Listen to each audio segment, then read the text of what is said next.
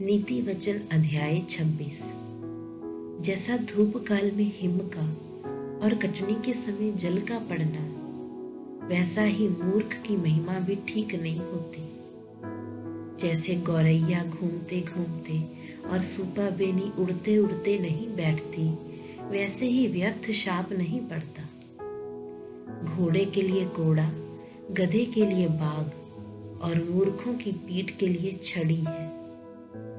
मूर्ख को उसकी मूर्खता के अनुसार उत्तर ना देना, ऐसा ना हो कि तू भी उसके तुल्य ठहरे। मूर्ख को उसकी मूढ़ता के अनुसार उत्तर देना, ऐसा ना हो कि वे अपने लेखे बुद्धिमान ठहरे। जो मूर्ख के हाथ से संदेश भेजता है, वह मानो अपने पांव में कुल्हाड़ा मारता और विष पीता है। जैसे लंगड़े के पांव लड़खड़ाते हैं, वैसे ही मूर्ख के मुंह में नीति वचन होता है। जैसे पत्थरों के ढेर में मणियों की थैली, वैसे ही मूर्ख को महिमा देनी होती है।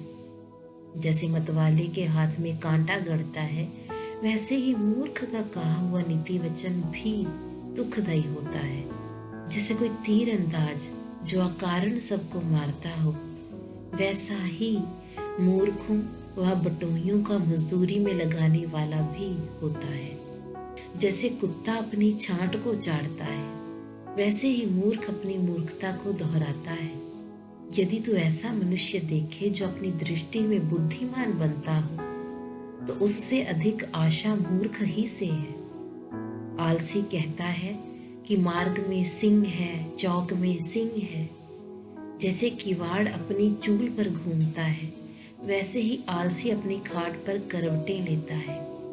आलसी अपना हाथ थाली में तो डालता है, परंतु आलस्य के कारण कौर मुंह तक नहीं उठाता।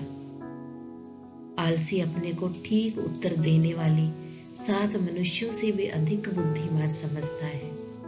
जो मार्ग पर चलते हुए पराये झगड़े में विघ्न डालता है, सो वह उसके समान है जो कुत्ते को कानों से पकड़ता है।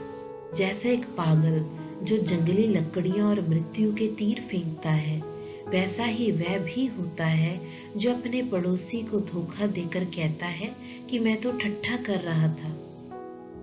जैसे लकड़ी ना होने से आग बुझती है, उसी प्रकार जहाँ कानाफूसी करने वाला नहीं, वहां झगड़ा मिट जाता है। जैसा अंगारों में कोयला और आग में लकड़ी होती है, वैसा ही झगड़े के बढ़ाने के लिए झगड़ालू होता है। कानाफूसी करने वाले के वचन स्वादिष्ट भोजन के समान भीतर उतर जाते हैं। जैसा कोई चांदी का पानी चढ़ाया हुआ मिट्टी का बर्तन हो, वैसे ही बुरे मन वाले के प्रेम भरे वचन होते हैं। जो बैरी बात से तो अपने को भोला बनाता है, परंतु अपने भीतर छल रखता है, उसकी मीठी मीठी बात की प्रतीति न करना, क्योंकि उसके मन में 7 घिनौनी वस्तुएं रहती हैं।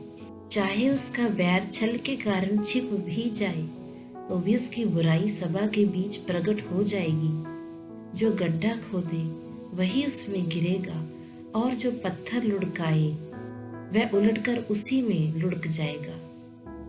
जिसने किसी को झूठी बातों से घायल किया हो, वह उससे बैर रखता है, और चिकनी चुपड़ी बात बोलने वाला विनाश का कारण होता है।